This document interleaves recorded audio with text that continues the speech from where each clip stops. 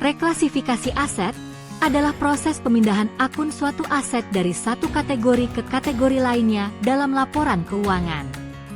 Tujuan utama reklasifikasi adalah untuk mencerminkan perubahan status atau penggunaan aset yang sebenarnya, atau untuk memperbaiki kesalahan klasifikasi sebelumnya.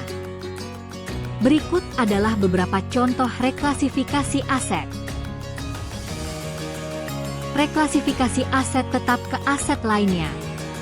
Ini terjadi ketika suatu aset tetap, seperti mesin atau peralatan, tidak lagi memberikan manfaat ekonomi di masa depan karena rusak atau usang. Dalam hal ini, aset tersebut dipindahkan dari kelompok aset tetap ke kelompok aset lainnya, seperti aset tidak lancar yang tersedia untuk dijual. Reklasifikasi aset tetap ke persediaan. Jika suatu aset tetap, seperti bahan baku yang akan digunakan untuk produksi, maka aset tersebut dapat direklasifikasi menjadi persediaan. Reklasifikasi aset lainnya ke aset tetap. Sebaliknya, aset yang awalnya dianggap sebagai aset lainnya, seperti tanah yang akan digunakan untuk pembangunan gedung, dapat direklasifikasi menjadi aset tetap. Reklasifikasi aset adalah bagian penting dari proses akuntansi yang memastikan bahwa aset dilaporkan dengan benar dalam laporan keuangan.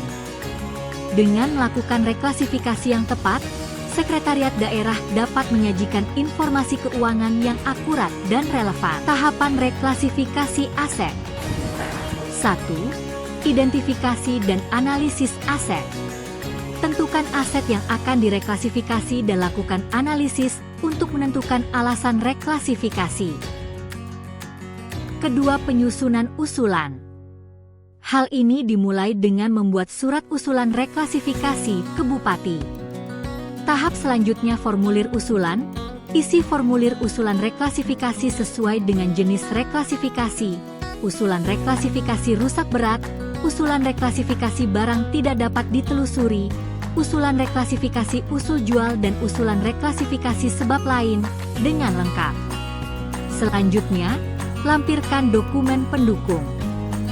Dokumen pendukung seperti foto aset, berita acara, dan dokumen lain yang relevan. Tahapan selanjutnya ialah verifikasi dan validasi.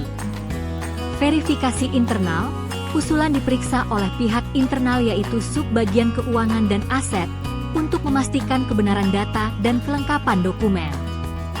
Validasi eksternal, proses validasi dari pihak eksternal yaitu bidang aset Badan Pengelola Keuangan dan Aset Daerah, BPKAD, melakukan validasi sesuai dengan ketentuan yang berlaku. Persetujuan. Usulan yang telah disetujui dan akan diterbitkan surat keputusan reklasifikasi yang menjadi dasar pelaksanaan reklasifikasi.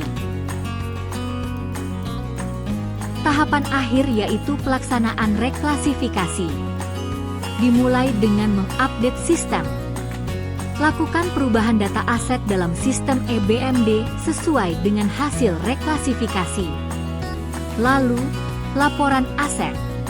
Laporan aset diperbarui untuk mencerminkan perubahan klasifikasi aset.